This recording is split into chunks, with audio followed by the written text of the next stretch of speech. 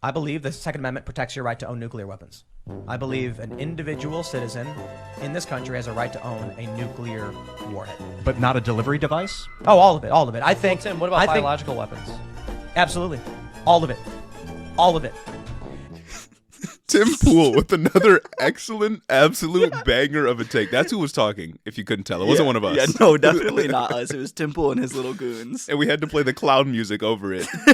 Because that take is just psychotic. This is the logical extent of the shall not be infringed crowd. Yeah. You know what? Like, it literally is the logical end to what they're saying. Like, shall not be infringed. I fucking guess if you believe that you should be able to own weapons that are outlawed by the Geneva Convention. Usually Gage and I don't plan these beginning bits very much. We just kind of riff. Yeah. But Gage sent me this last night, and my mind was just absolutely blown. What? Like, because what he's basically saying is freedom is when I can level all of Chicago. Literally. Like, freedom is when I can kill hundreds of thousands of people with one nuclear weapon. Freedom is... See, the funny thing is, freedom is when I can have a nuclear weapon, therefore having more power than a small country, than most countries. Yeah. And the funny thing about that is...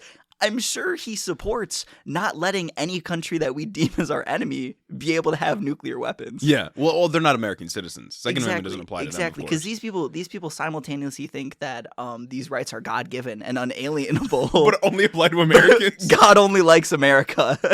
We're a city on a hill, baby. That's right. That's right. We're the new Israel, according to these kinds of people. Like, we are God's chosen We're just God's warriors. favorites. That's it. Oh my God. And that's why we should be able to own biological weapons. Like, I don't understand why so many people really think that freedoms, especially the ones that are codified into the Constitution, are just unlimited. Oh yeah. Like, it's the same thing with like freedom of speech. People think they can say literally anything and there are no consequences. That's not what that means. I would say like the extent to which people try to like say some shit on social media and then just reply to criticism with First Amendment is the most psychotic like thing, but this is just there, obviously. I know. Bro said I should be able to own gas. I should be able to drop Agent Orange on anybody that I want. That's freedom. Yeah, it's like he's saying like my freedom to own weapons outweighs the freedom of millions of people to just live without being bombed by a nuclear weapon. No, literally. It's like, I think I would prioritize living in a nuclear-free area maybe over you being able to own any weapon that you want. Seems a little more important. Maybe no one should be able to own nuclear weapons that can literally destroy the planet. Yeah. But instead, Tim Pool's like, actually, I think Jeff Bezos should be able to have his own army. Hey, maybe. Hey, what can I say? Maybe freedom is when I can, like, destroy half of the country. Maybe freedom is when I can plunge the world into a nuclear winter. Freedom is when, on an impulse, I can just let toxic gas into the air. Yeah, I can just destroy everything. Like...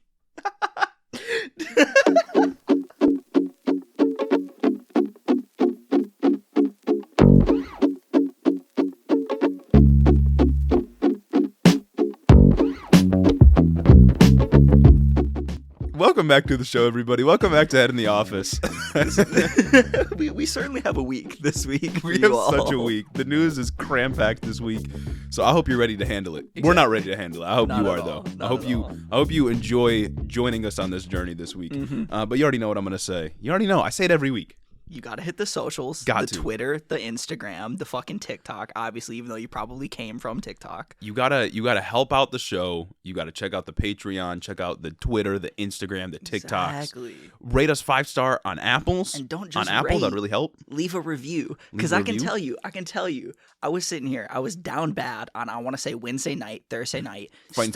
Fighting for my life, absolutely. I was studying for my physics exam. I was studying for my fucking chemical toxicology exam.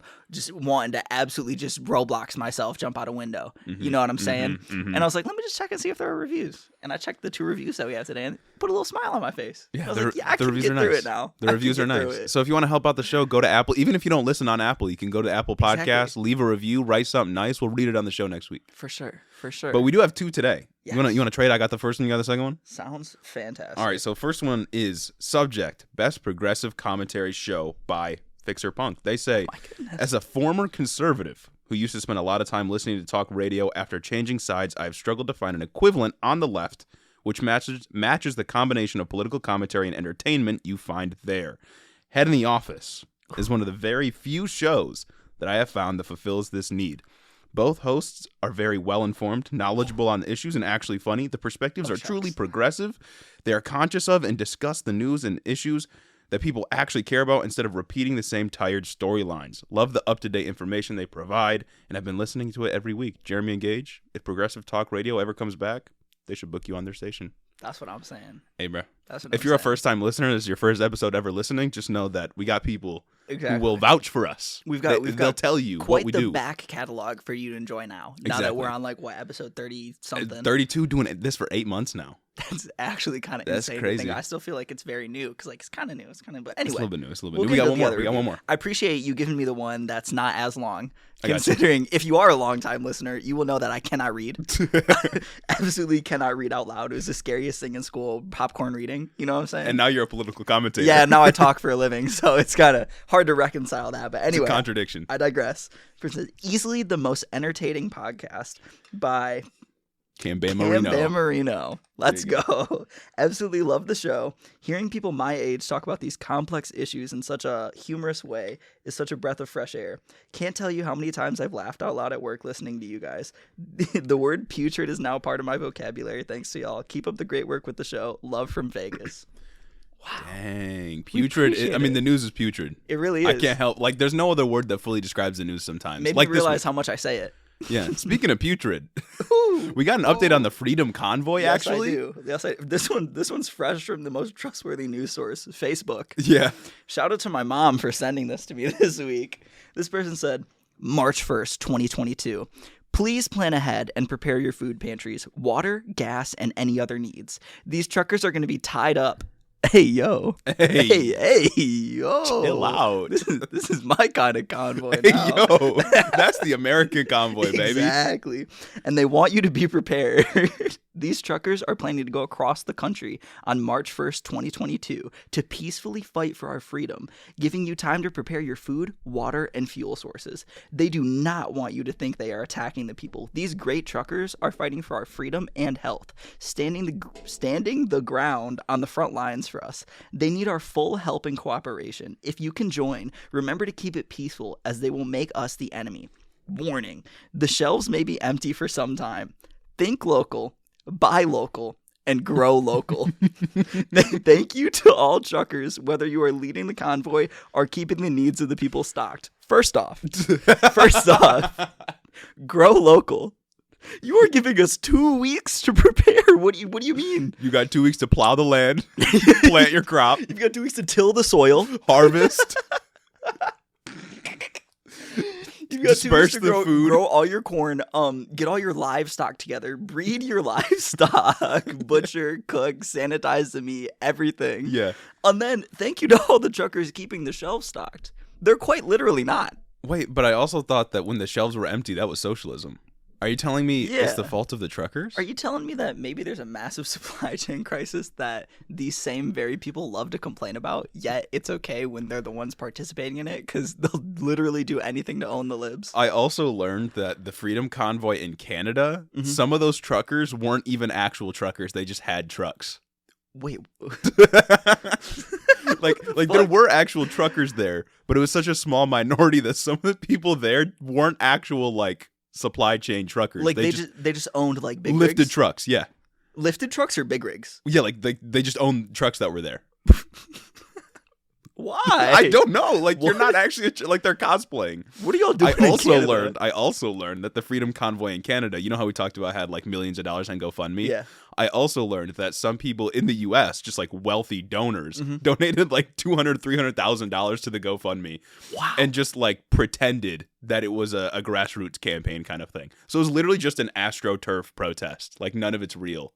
That's like, so fucking wild. it's like dog. when the U.S. engineers a popular uprising against a socialist leader in Latin America. Oh, Except it's obviously not as understandable. extreme and it's in Canada, but like it's not by any means representative of the will and concerns of the people. Facts. Damn. Like- That's crazy. I know. That's actually crazy. And in no way can it even be compared to Black Lives Matter that had thousands of protests consisting of millions of people over the span of an entire year. Facts. Like Facts. the Freedom Convoy is like a couple thousand people and the police aren't even like doing anything to them. They're just like, please leave. And it's like, I wonder how many American truckers are actually going to hop on this. I know. You know what I mean? Like, it was just a Facebook post that I saw. I don't even know if it got likes. I don't even know if it did its rounds. My mom just sent it to me one day, and I thought it was funny that it said grow local. Grow local. Grow local. Just remember, y'all. Prepare. You better start tilling the soil, planting the crops, getting ready for the upcoming harvest. Bro, that's why, like, in America. In the middle of winter. In America, we have such a weird concept of freedom. Like, freedom is when I don't have to wear a mask. Yeah. But freedom is but I'm still free even if I have to work 90 hours hauling, like, milk across the country to different stores. Like, that's not, not freedom. Freedom is when I don't have to wear a mask. Freedom is when I have to work 90 hours a week to support my family of 4. And most importantly, freedom is when I can own chemical weapons. Yeah. So... yeah, exactly. Like, our perception of freedom is so incredibly skewed. And you know this because this kind of thing, like a freedom convoy, gets attention for weeks on end. But actual labor movements never really get mentioned in mainstream media. Oh, they get, unless they're like super big, even if they're super big, they get mentioned maybe once every 2 weeks when there's a huge update. We can just point to the Kellogg's protest that happened was this like October through December. There was pretty big activity. It was like Kellogg's, John Deere got a lot of attention. The first Starbucks to unionize got attention for like 3 days. And that was pretty much it. Right, like there's unionization efforts happening all over the country, and you never hear about that. But instead, we hear about a minority of the 10% of truckers that are still unvaccinated that are mad that they have to wear a mask to work. And they probably don't even have to wear a mask while they're in their truck. Like, I don't know what they're complaining about. They probably literally just have to wear a mask when they leave their truck to go inside of a rest stop. And, like, they got to be vaccinated. In which the mask mandate is not enforced because the rest stop is in the middle of Ohio. Right. Okay, yeah, that's also what I'm wondering is, like, Canada, maybe COVID protocols are a little bit different. But in America, mask mandates are going away. Or they're just gone. They're functionally gone. Right. I've only ever seen, unless I'm on my college campus, that's the only place there's a mask mandate. Yeah. I've only ever seen outside of that little like microcosm. We strongly recommend you wear a mask. Yeah. And out of that strong recommendation, it's me and one other guy in the whole Target. Right. Like you walk into a store, you walk into a restaurant, nobody has their mask on. Oh yeah, no, like not at all. That's not even an expectation anymore. So I don't really know what they're going to be protesting. Especially because that OSHA mandate that we talked about a couple of weeks ago isn't going through. Oh, yeah. They're just cosplaying oppression. Right. No, that's exactly it, what they're doing. They just want to be oppressed oppression. so bad. They want to have a reason to cry about something. It's a little bit silly. Yeah, just a little bit. Anyway. Speaking of more silly news. Speaking of some silly, goofy news. Some of you may have noticed that Joe Rogan has been in the news recently. There's been a lot of drama. Big mega podcaster Joe Rogan. He was the dude who did Fear Factor. He's a UFC commentator, right? Yeah. He really needs no introduction. I'm sure all of you know who Joe Rogan is. We've talked our shit a couple times. I'm pretty sure Joe Rogan has the biggest podcast in America. I think he has the biggest podcast ever. In the world. I think it pulls between like 8 million and 12 million views per episode or some shit like that. Yeah, that's gonna be us one day. We're dethroning him right here. We'll be there. We're dethroning him right here. So if you don't know why he's in the news, Joe Rogan's been under some heat for spreading COVID-19 misinformation, and also recently has been called out for being racist based on previous comments. And for those completely unaware, a few years ago, Joe Rogan entered into a $100 million contract with Spotify. I think it was a year and a half or 2 years ago. It was like during peak pandemic he entered in the contract. So yeah, he Spotify bought the Joe Rogan Experience, the name of his podcast, for $100 million, which I believe is the biggest like deal a podcast has ever gone for ever in history. I think it's one of Spotify's biggest deals too. Yeah, one of Spotify's biggest deals, definitely. So that means his podcast is solely hosted on Spotify, which is where a lot of the hate has been directed towards like Spotify officials, executive stuff like that. And since then, Joe Rogan, he's had on a number of controversial people. Oh yeah. Including people like Dr. Peter McCullough, Dr. Robert Malone, two doctors that like spew COVID misinformation all the time, just always liars. get highlighted by the right. Just They just straight up lie about stuff. And he's also had on other guests that have like used racial slurs. He had on one guest that was talking about like the MAOA gene that this dude claimed was more prevalent in the black community, that made them more violent, even though that's like scientifically incorrect because the MAOA gene is actually more prevalent in Asian people, and Asian people commit the least crime in the United States, so that doesn't track whatsoever. And it's also, by the way, I don't know if you've seen this clip, it's really funny because these type of white dudes are the ones saying they're the superior race. No, it's dudes that are in no way superior. Not even average white dudes. They are below average white guys coming on here talking about master race type shit. Right. This dude literally got on this podcast with millions of people listening just to say, yeah, guys, black people have the AK-47, Desert Eagle, Beretta, machine gun gene that makes them more evil. Right. They have the oh my god. Like, dog, you got the ugly gene. Like In no way are the dudes that ever talk about racial superiority the superior race. Literally. Like, you're doing everyone a disservice, big dog. Anyway, he's had on a number of controversial guests. And you may say, like, well, why is this a problem? Yeah. Well, why is that really free speech, right? Yeah, free speech. Right. It's his podcast. He can host people. Well, for a lot of liberals online recently, they've disagreed. And a lot of people, like I said, mostly liberals, have been calling out Joe Rogan to be basically deplatformed. Yeah. Or for Spotify to take some action against him, remove his show altogether, which they really haven't, nor will they. They will never. Yeah. But, for example, several famous musicians, including Neil Young, removed the entirety of their portfolio from Spotify to basically protest Joe Rogan's COVID-19 misinformation. Joe Rogan himself removed several episodes of him saying like the N-word and other very racist things, which I guess is good. Those episodes are from like very old. Like they're very old. Very like old. When the podcast first started. It's been going for like I want to say like 8 years ago or some shit like that. Yeah, Joe Rogan's got like thousands of episodes, so it's been going on for a very long time. So those episodes are pretty old, but he removed them himself. I think Spotify removed a number of episodes, and Spotify also said that they're going to start labeling just content in general on Spotify with a COVID-19 warning label. Yeah. And they also said, in response to the racial slurs aspect, yes, Spotify said that they would dedicate $100 million to supporting artists of color, which is kind of just a fucking joke. What does dedicate $100 million mean? We'll just give them the regular $100 million that they're going to make streaming anyway? I don't know what it really means, but it's kind of a joke because they gave Joe Rogan one dude $100 million, and they're saying, we're going to split $100 million amongst a bunch of different artists. Like, Joe Rogan is equal to like a handful of the best artists of color on Spotify's platform or something like that. It's bizarre. Literally. It's bizarre.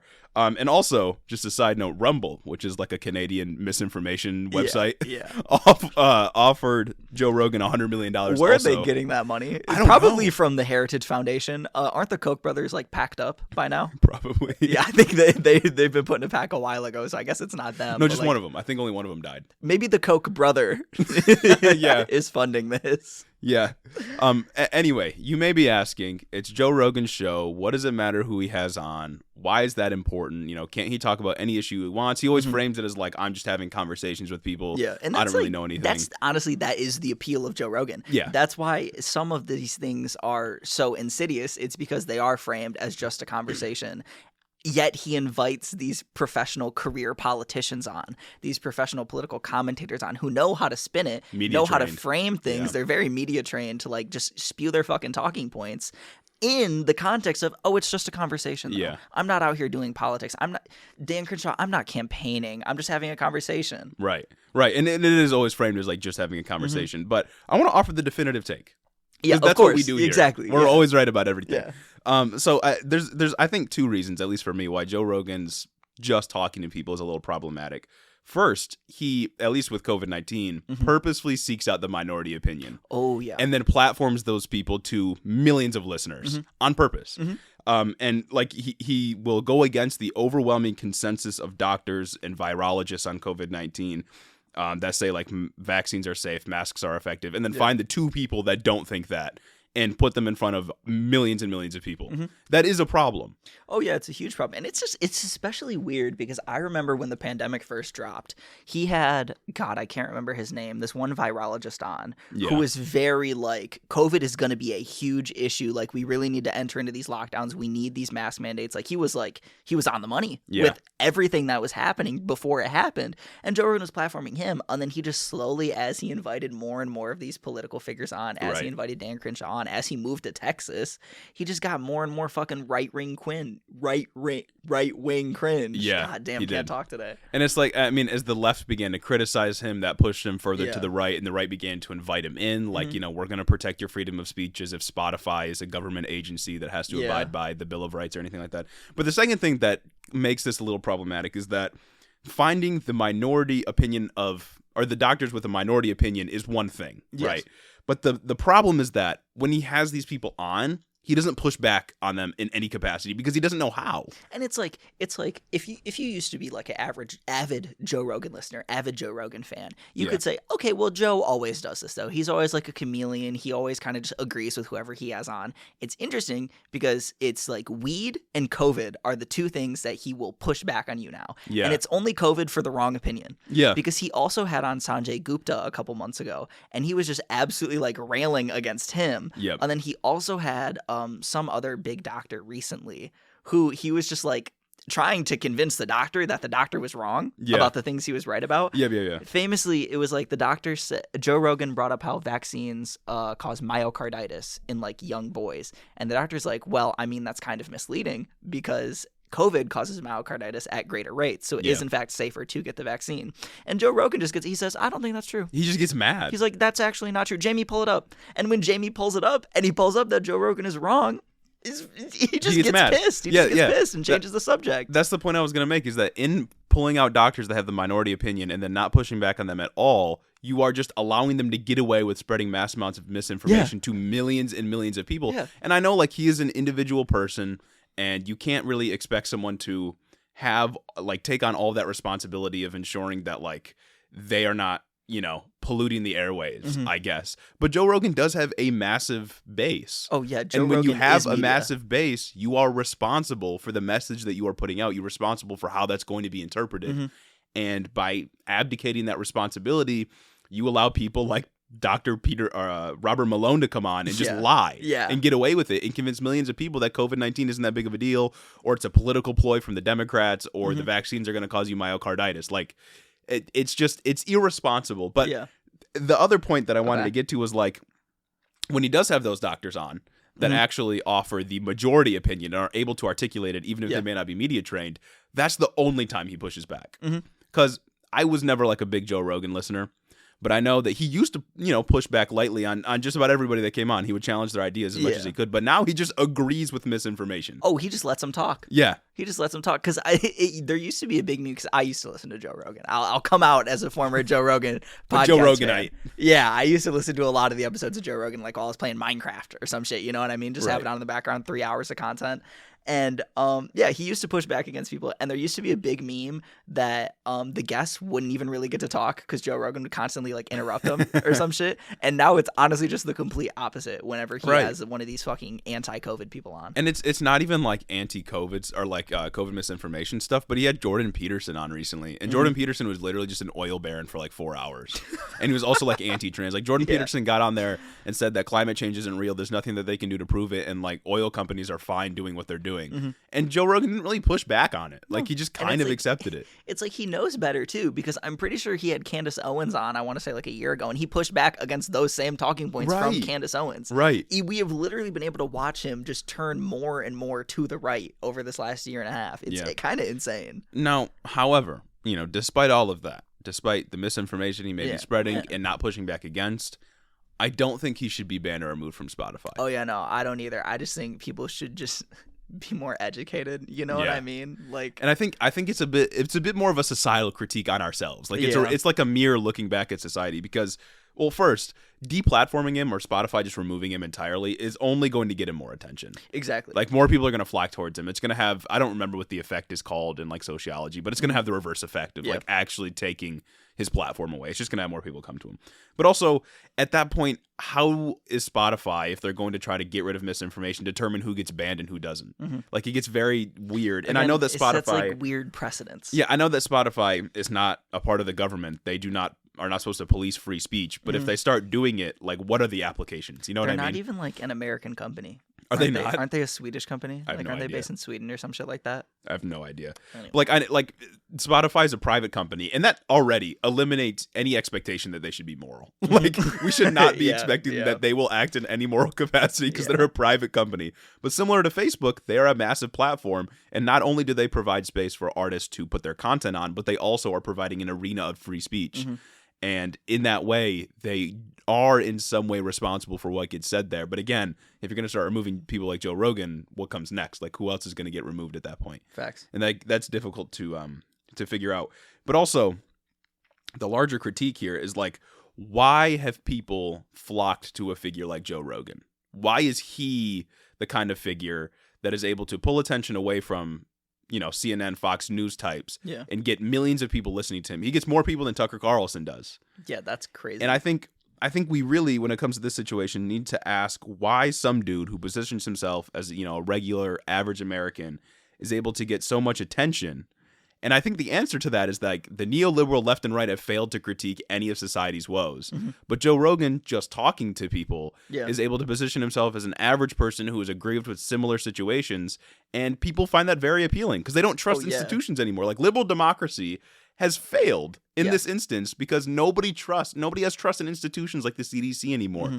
Nobody trusts that democracy in America can deliver. Nobody trusts that the Senate will actually get anything done. Ironically, thanks to figures like Joe Rogan. Right. So of course, it's a vicious cycle, but of course they're going to flock to people like Joe Rogan. Because he's positioned himself as just an everyman. Everybody can see themselves in Joe Rogan and think, yeah, I could sit down and have a conversation with him. It's like whenever it's around like presidential election season, you see people talking about how a lot of Americans just want to vote for the candidate that they feel like they can have a beer with. Yeah. You know what I mean? A lot of people just think that they could sit there and have a beer with Joe Rogan because a lot of the conversations on Joe Rogan are kind of dull. Like they have their lulls. You know what I mean? If you sit there and actually watch a 3-hour episode, it feels like a real conversation just between two real people, and it humanizes all the figures he has on. You know what I mean? Yeah. It's just such like an incredibly like relatable thing. And that's the thing is like Joe Rogan is a multimillionaire. Like he's absolutely not relatable. Like he is not an everyman, but I think he believes that he is. And I don't think it's like a facade that he puts on. I think that he truly does feel this way. Like I don't think he's like lying to people when he says he feels bad about saying racial slurs. I'm sure that he does. Yeah.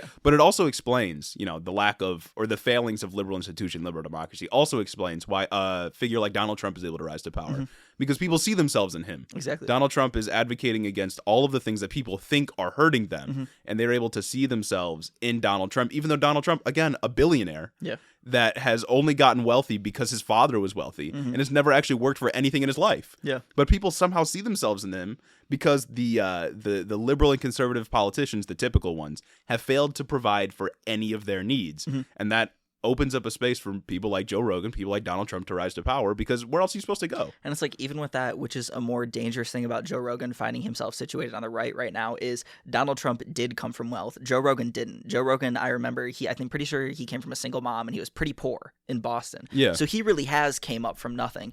And the people who are somewhat like in the middle, the people susceptible to falling down a thing like the alt-right pipeline are looking at Donald Trump and being like, oh, whatever. Yeah, he's just one of those regular politician, like fuck him. But then they see Joe Rogan and he's their gateway into those ideas, especially when they're like, oh, Dan Crenshaw, let's watch this episode. Or Jordan Peterson, he's not a political figure. He says he's a liberal. Right. It's so just insidious, but it's like, it's such a fucked, like, weird phenomenon. And that's the thing is that in no way am I saying that Joe Rogan's similar to Donald Trump.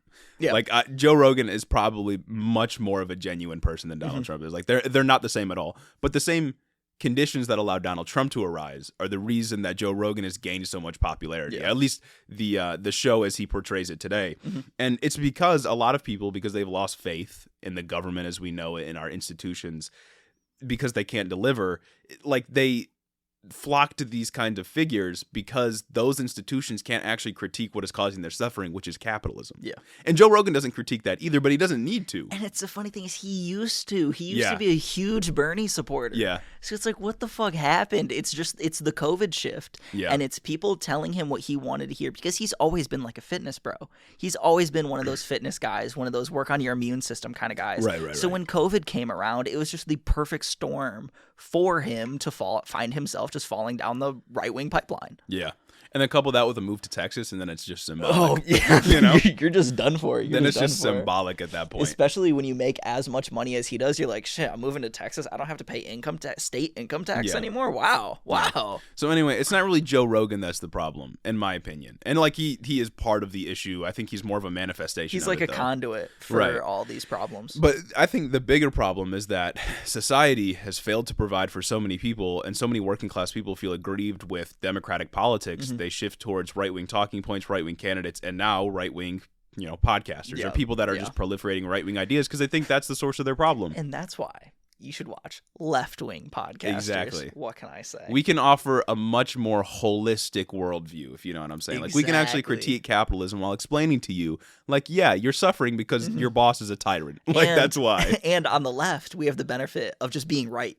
Right, that's true. You know what I mean? Like you're not suffering because of COVID mandates. You're not suffering because of immigrants or because of like black people in your neighborhood. You're suffering because of capitalism. Yeah. You're suffering because you don't have access to healthcare. You don't have access to housing. You don't have a stable food source. You're suffering because capitalism says no.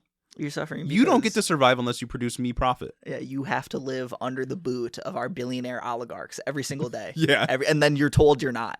And then some people believe it. Yeah. That's kind of the source of all our problems. Exactly. Anyways, I think that sums it up on Joe Rogan. Speaking of another source of all our problems, Florida. Texas and Florida. Texas and Florida, baby.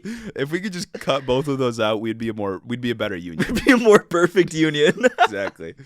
Anyway, talking about Florida now, as a part of the conservative conquest, the conservative crusade to restrict education and teach a version of American history that is false. Just untrue. They've taken to acting as if the LGBTQ don't exist. That's been their next move, 4D chess play. Literally. So if you're wondering what I'm talking about, last week, a Florida Senate committee passed the Parents' Rights in Education bill in their state legislature. They really just love putting parents' rights into every single one of their school bills. It's bizarre, but it gets insane. the voters. Like it really does. It's a 4D messaging move right there. God damn, dude. But the bill has also been commonly referred to as the Don't Say Gay bill. And that's literally literally. That's the core of the bill, yeah. So the bill says, quote, a Florida school district may not encourage classroom discussions about sexual orientation or gender identity in primary grade levels or in a manner that is not age appropriate or developmentally appropriate for students, which basically means that teachers are not allowed to talk about sexuality in any capacity. Just not at all. No. Not at, and what is primary grade levels? What is that? Is that like K-12?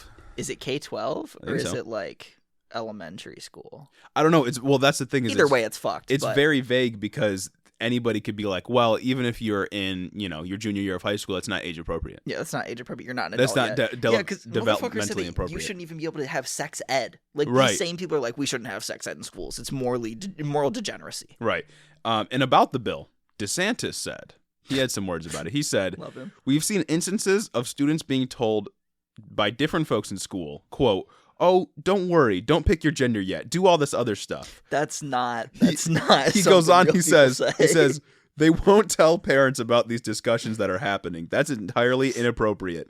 The larger issue is with all of this is parents must have a seat at the table when it comes to what's going on in schools. Bro probably thinks that teachers are out here making kids wear all just androgynous clothing. Yeah. Being called by gender non-specific names, just everything. Don't worry, you don't pick your gender yet. You do that later. Like nobody what the fuck? says this. No, no real people say any of this stuff. The conservative strategy now, or maybe always has been, is just to like create an image of the world in your head that isn't real and then get mad at it.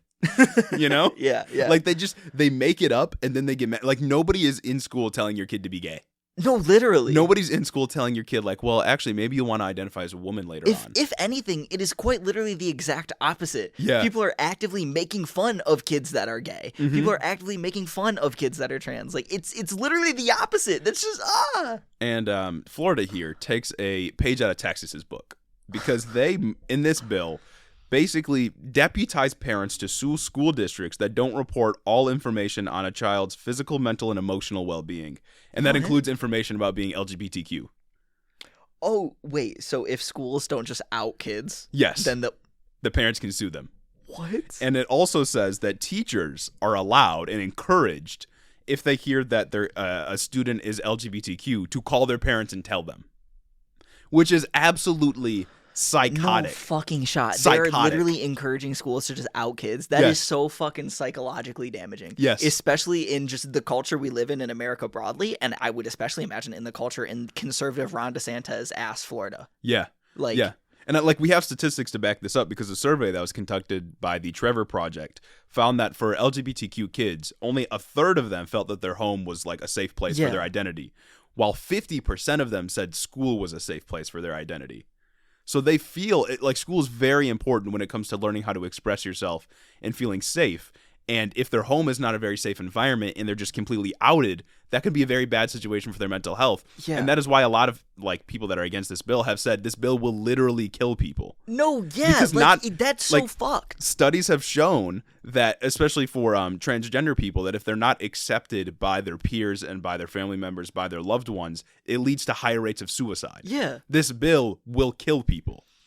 Like that is it is absolutely insane to think that like as a part of your conquest against education or reforming education, you're just going to make it so being gay, being trans in school is like impossible. Like what happens? What happens? What if like, you know how kids fucking gossip? You know how kids bully other kids? Like if somebody like if like a regular like guy is presenting a little feminine, you know how kids bully him, call him gay. Yeah. What happens if a teacher catches wind of that? What happens if a teacher catches wind of that and now has to report it to the parents and it just creates issues that weren't there in the first place? You know what I mean? Yeah. Like you cannot do shit like this. I'm so absolutely sick of it's like conservatives are absolutely dug their heels into the culture war item that is schools. Yeah. It's ridiculous. You have that bill a couple weeks ago where they wanted to put cameras in every like classroom. Yeah. I don't know where it is. Subject teachers to a surveillance state. Literally. Insane. And then they come around and say that everything else is 1984 George Orwell. Right. Like fucking ridiculous. Oh my god. Yeah, and like the line between education and indoctrination, I don't think is like a clear one. Like they're very strange concepts to try to interpret and draw boundaries between. Yeah. And it largely depends on what you consider to be accurate. But I can tell you that the idea that teachers are forcing some kind of sexual identity or gender identity down a student's throat is just wrong. Yeah. Because most teachers probably don't even know what these things really are.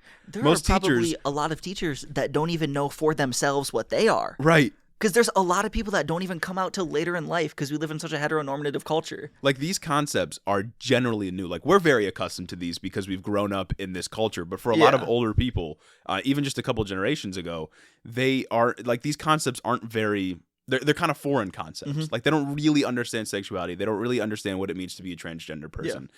So it's not as if they can even articulate to their students why these things are important, let alone force their students to like be gay. They're just literally weaponizing their own ignorance. Yeah. It's actually fucking insane. And like another item for schools, if we want to keep talking about that, is like there was a bill that was just proposed fucking I don't know where they're talking about how every lesson plan, like for the whole entire year, all of the school's curriculum needs to be posted online for the parents to see no matter when. They can always just unequivocally access it. What the fuck? Like if you are, first of all, if you're a teacher, you're not an elected official. So I don't understand why we would subject teachers to stronger regulations than we would our actual elected officials, which is, I mean, like, it's just psychotic. Also, if you're a teacher, you don't sign up to be under surveillance all the time. Exactly. You sign up to teach kids like math for an hour every day. And it's like, it's crazy how lessons plans change. Lesson plans change, huh? What if you're sick one day? Oh, no, I need to push this back. I need to take this out of the unit. My college professors will just take shit out of the unit when they don't feel like teaching it anymore. Right. And I don't know, like, what teacher is, like, teaching about sexuality? Like, I don't... It's like, where's this happening? That too. And it's like, why did these parents aren't going to look at the lesson plans for the whole year. Nobody's going to curve through your fucking algebra text. And they already have access to them. Also, they can just open their kids' textbooks. Do they think that teachers like have the lesson plan down to a T for every single time they're in class? A year in advance. Yeah, right. A year in advance. Like they make it as they go. Yeah. Like they set it up as they go, like week by week, so they can figure out like, well, where are we in the curriculum? How fast do we need to go? Like it changes. It's fucking insane. And like, in high school, in elementary, like you don't have gender study classes. Like where are you learning? Like I didn't learn about gender through my high school education. Not at all. I don't think we had any class where you talked about it at all whatsoever. Like, just about all the positions I hold today, I did not learn from my school. No. I learned by just like experiencing the world. I didn't even learn them in college. Right. Like most of the things I know, I didn't even learn in college. It's actually kind of crazy. Also, even if kids are being taught about sexuality, why is that a bad thing? Mm-hmm. Like kids growing up are assumed that they're just straight. How is that any different than like teaching kids about sexuality? That is like worse. Assuming that a kid has to be straight and forcing them to conform to this narrow the typical sexuality or the typical ideas of sexuality and heteronormativity that you have in your head, like that is more damaging to students than is just like teaching them about sexuality and like like you can do whatever you want, like express yourself however you wish. Yeah, and this is all just obfuscating the fact that it's none of your business. Yeah, you know what I mean? Yeah, like it's none of your business. Gay people exist. Like, just in the world, like, kids are going to see gay people in the world, no matter how young they are. They're going to see gay people on TV, hopefully more as we get more representation. Right. So they should kind of know what these things are.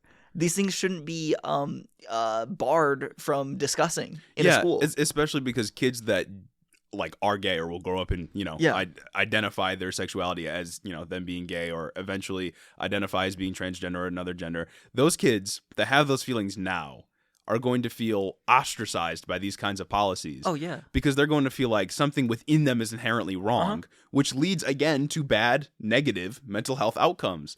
And, like, the party that is always obsessed, that claims to be obsessed with freedom, is the one that doesn't want kids to be able to express themselves the way they see fit. Literally. The ones that wants to make it so adults are basically shaming children into acting as straight people. Freedom is when I can own a nuke, but you can't like pee-pee. Right. If you have a pee-pee. Right. Freedom is when I can make the global supply chain fall apart. But you can't like the same gender. You can't identify as another gender. Like, it's psychotic. It doesn't matter.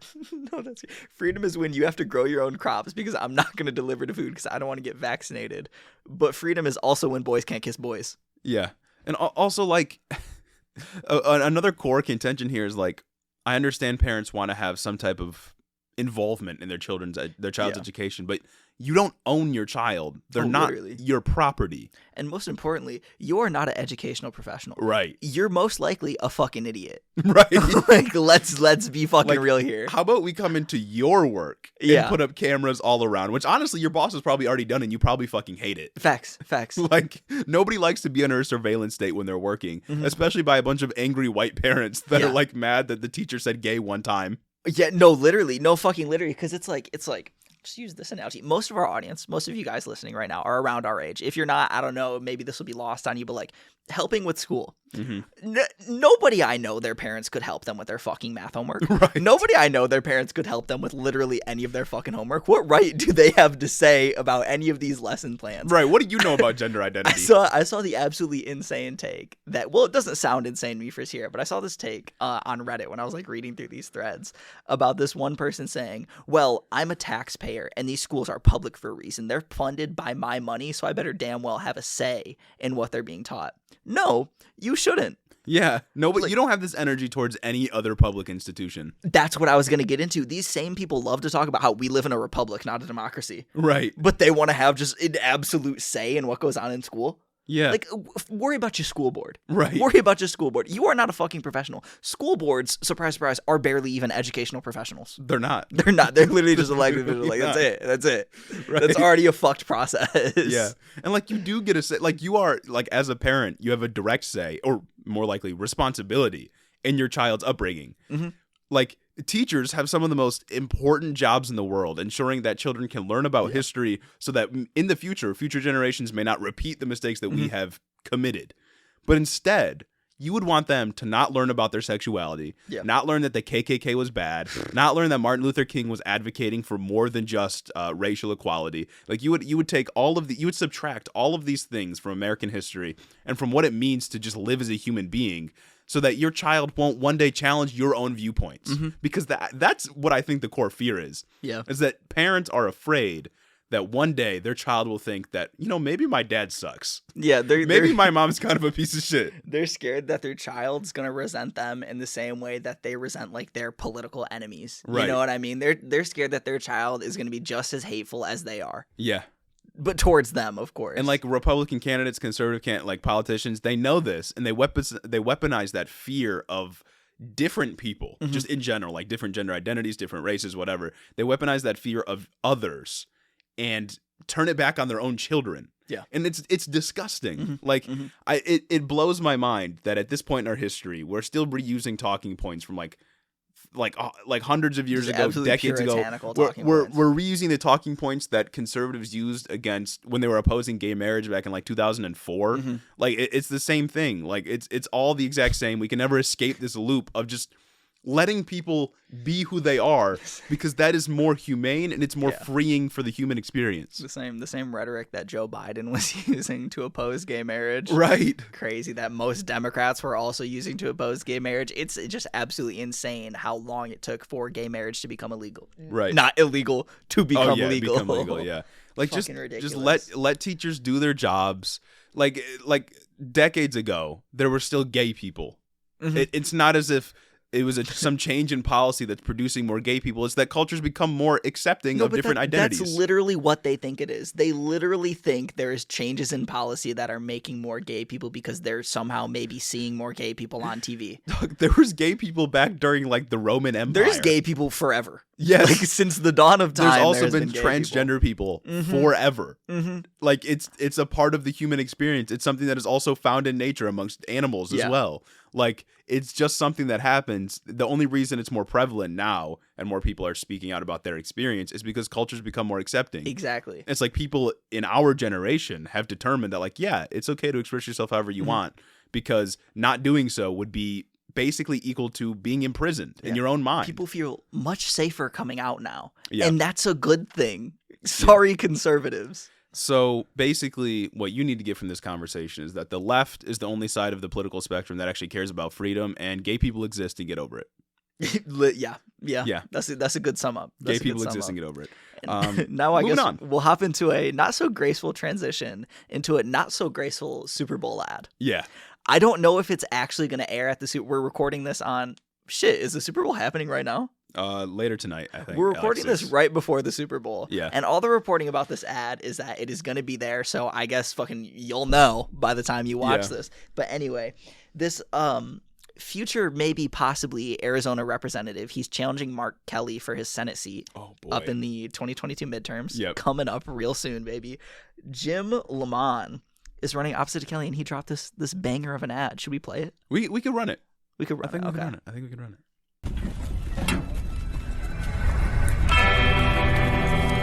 It's a DC gang!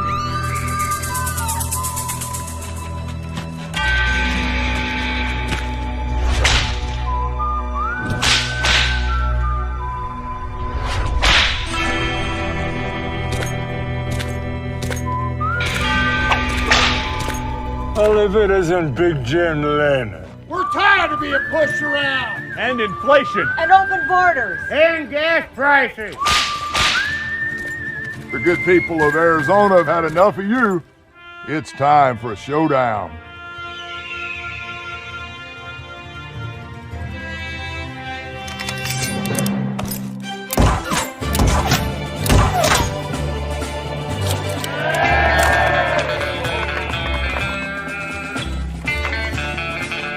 Now you go on and get.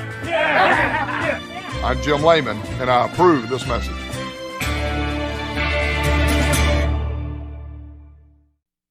Now that you heard that. If you saw that, so this is going to be an interesting conversation, because my first reaction when I saw this is, this shit is hilarious. It is like so corny. It is in the so bad it's good category. This is kind of gas. You know what I mean? It may have been a little difficult to like tell what was going on if you're just listening, because it's like a bunch of like Western sounds. But you want to give it a little bit of a summary? Yeah. So this motherfucker Jim, he pulls up and he's like the sheriff of an old Western town, and these bandits come riding through. One of them is Shifty Kelly, Mark Kelly, obviously. Another one is like Old Joe, and then Crazy Face Pelosi, and they're like, we're some shit about how we're gonna fuck up the town, and he's like, you're not gonna do anything to my town. And he's in a quick draw scenario, and he gets it. He draws his pistol and he shoots all the weapons out of their hands. Yeah. And that's it. That's the fucking ad. Yeah. What's the policy there? I don't know. Shooting Democrats? They were shouting things like "Stop inflation!" Like stop messing with our healthcare and stuff like that. But like, I don't know, like what's the policy solution, big dog? Like, what's your solution to people not having healthcare? Like, but like, anyway, at first I was like, it's so fucking incredibly corny. It's like this dude is dressing up as a fucking cowboy. Grown ass man dressing up as a cowboy. making fun of his maybe future coworkers in a campaign ad. You know what I mean? God. He didn't have to do that. No, he did not have to do that at all. But that's why I thought, I was like, this is hilarious. Like, maybe the Democrats should do some shit like this. But then I saw a little bit of the history behind it. And this is where it stopped being funny. Oh, no. This is where it really stopped being funny. Mark Kelly's wife was a former Arizona representative or senator. I'm not sure which one. But she was fucking shot in the head by one of her constituents because of shit like this. Did she survive? I don't think so. I wouldn't think so either. Yeah. Sometimes you get those like free stories that they survive. No, that's facts. Yeah. Like the DC sniper. Yeah. Yeah. But yeah. So that made it just all of a sudden not funny. Yeah. And just kind of put everything in perspective. Like, wow, Republicans are just running on a policy platform of killing Democrats now. Just like shooting at Democrats. That is their policy platform. No, straight up. Like, there's so many candidates throughout the nation that their only policy platform is like, I'm going to kill Joe Biden. Yeah. Yeah, no, In a video literally. In a video game, naturally, of course. Don't take us not down our Apple or words. Not our Spotify. words, I promise. I'm sorry. Yeah. I don't want the Secret Service knocking on my dorm door while I'm taking an exam. Yeah, find this Shit. guy, not me. Facts, yeah. No, but it's like, that's also kind of weird because remember when that comedian, I want to say 2 or 3 years ago, had like the picture of her like Trump's head? Yeah. She got in big trouble for that. Like Secret Right. Service literally showed up knocking on her door. What's going to happen with this? Or like Nothing. when Paul Gosar made that Attack on Titan video killing AOC. That shit was funnier than this, though. Right. Like, even in context. At least it was a because that was cartoon. a cartoon, exactly. Right. And it was animated, and it was very poorly made. Yeah. So it's like, that was kind of funny. But this is just like, with the context of like the Mark Kelly thing, is like, I don't know about this. And it's not even like it's like a hard campaign ad. No, it's so corny. It's so like, incredibly bad. Like, the production value is horrible. Like, who's that gonna work on? You know, I mean, I guess it'll work on Republicans. They're like, yeah, brother, like gun Hell rights. yeah, brother, Like, guns. I'm gonna shoot Joe Biden, brother. Right.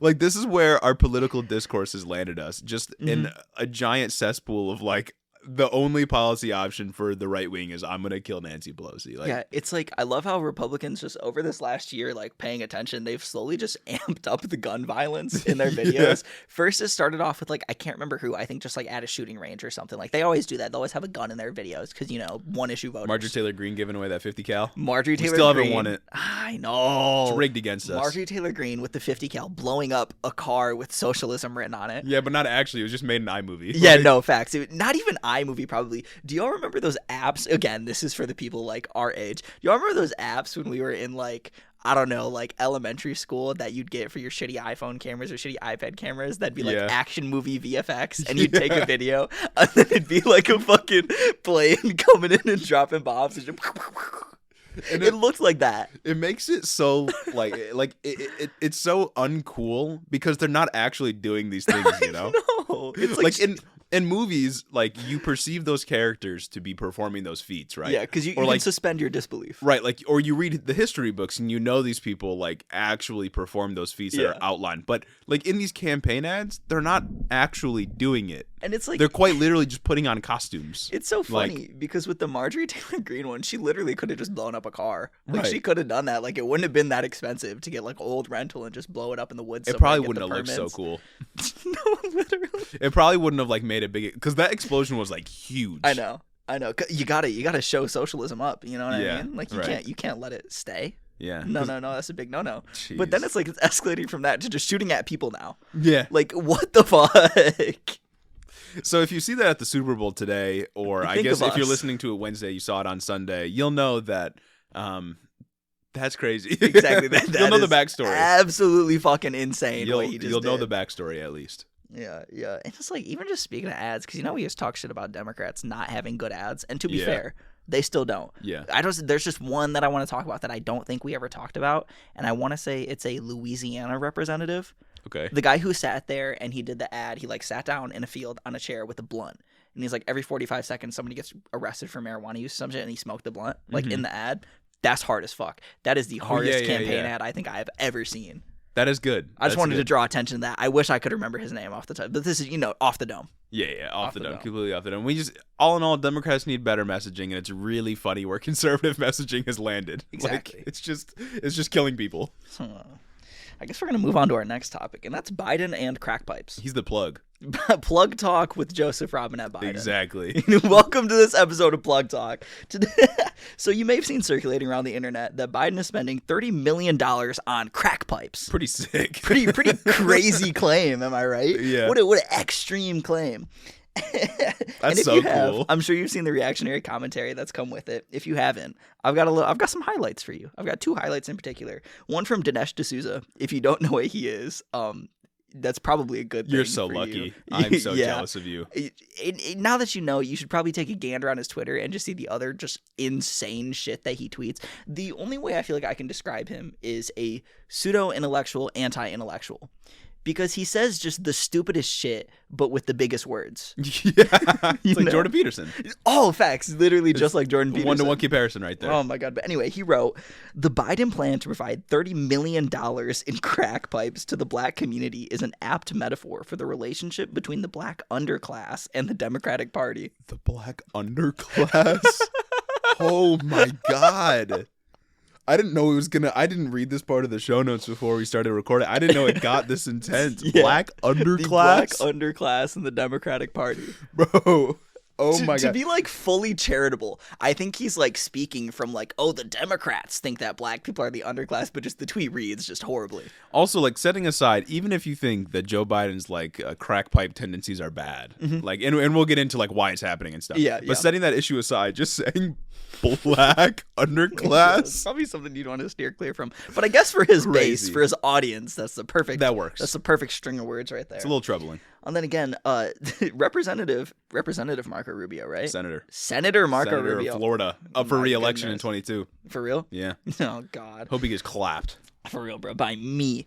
Anyway, he wrote, Biden is sending free meth and crack pipes to minority communities in the name of racial equity. That's so cool. He is sending free meth to black people. Like, I love it when our elected politicians just lie. Just make shit up. They just make shit up. That's it. But anyway, if you're thinking like maybe they made a good point because you haven't seen like what's actually going on, right? Then I want to tell you that, you know, specifically you're wrong for 2 reasons. First, maybe you thought that this was the worst person you know just made a great idea situation. Yeah. It wasn't. You're listening to Marco Rubio. And True. Second, you just fundamentally don't understand like how drug addiction should be treated as an illness and how we should handle that like societally. So, you know, let's dive into exactly what this program does and why it's a good thing, even when it's doing exactly what these dipshits are talking about, except for the meth thing. Giving out meth to black people. Except for giving out meth. Yeah. It's so racially charged. Like, Bro. Oh my God. I guess that just perfectly describes all their tweets, though. Right. And like, even before getting into this, like, what's Marco Rubio's solution to drug addiction in the black community? Let them die. Throw them in jail. No, is his solution. Yeah. Throw them in jail. Yeah. Like, they're not saying it, but their solution to actually solving drug addiction in the black community is just like kill them or throw them in jail. It's these people are fucking criminals. Right. Allow them to be brutalized by the police. They're just not saying that out loud. Yeah. Because anytime like police brutality happens, oh, they dealt drugs before. Right. Oh, he had an 8th on him. He's already a criminal. Right. It's fucking ridiculous. But first off, this money is broadly for grants that organizations can apply for to use in harm reduction efforts pertaining to drug use. Specifically, grant recipients must provide OD reversal medications like Narcan. Yeah. Narcan. Like Narcan, refer drug users to treatment programs, educate users on safer drug use, distribute supplies like safe smoking kits, free contraceptive, and disease testing kits, among a plethora of other things. Right. Historically. Right. I was just going to say, because these programs live in the real world. Exactly. And they understand that people aren't ever going to be able to just quit if they're addicted to a drug. They understand nuance. Right. They because understand nuance. Republicans live in another fucking universe and think that just taking drugs away from someone will result in good outcomes. They love to call us utopian. Uh-huh. But their solution to drug addiction is to just stop. Please stop it. Just stop. Crazy. It's the same shit, like just obey the police. Just comply. If you just complied, nothing would go wrong. Exactly. And so like let's specifically address this crack pipe claim, right?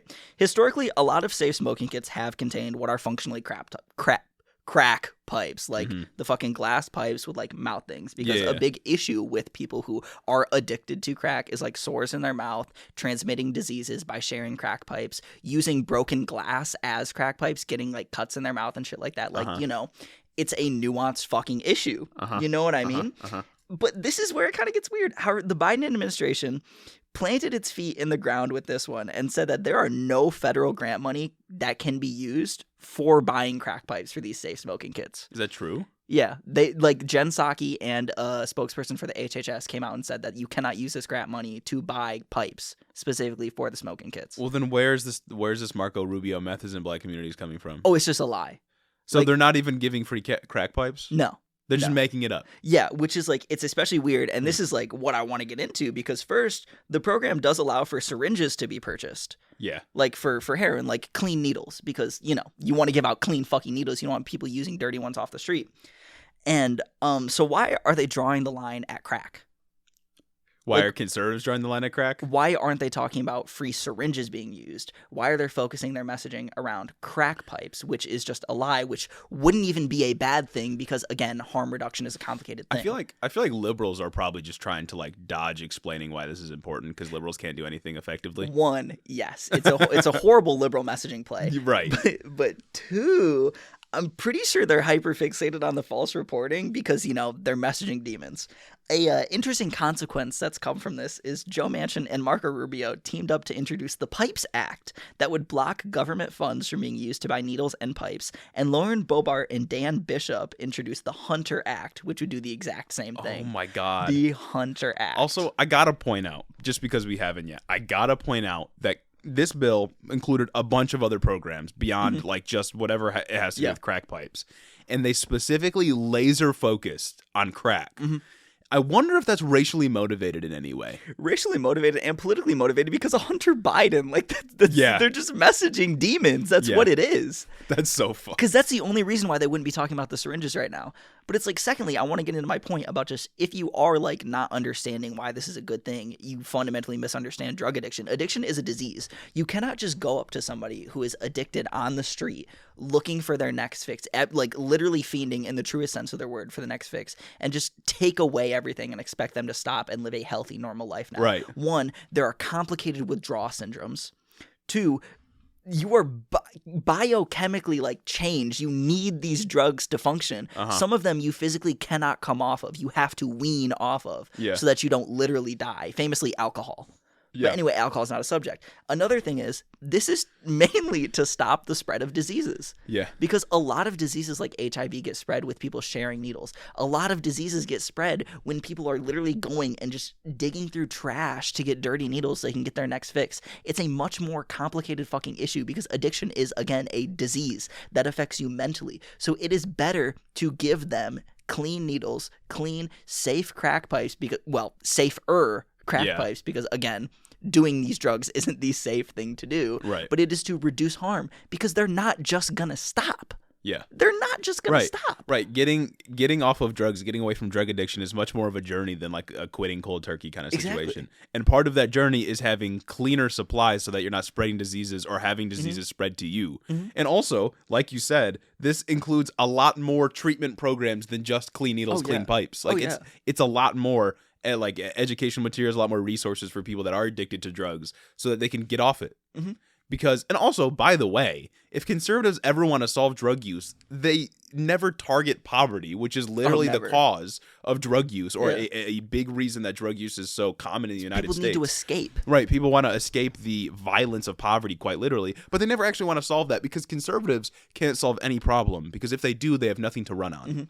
And Democrats do a similar thing.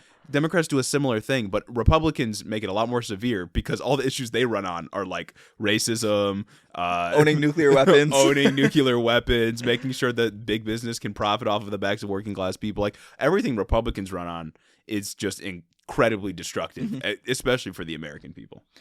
Yeah. So they are just lying. But even if they weren't lying about crack pipes, that would be a good thing. Because another thing I wanted to point out, when people are given these safe smoking kits, when people are given these clean needles to use, it sends the message that people care about you, that the people running these programs actually care about you. And it is a foot in the door to get them into the other more broad treatment programs to ultimately get them off drugs.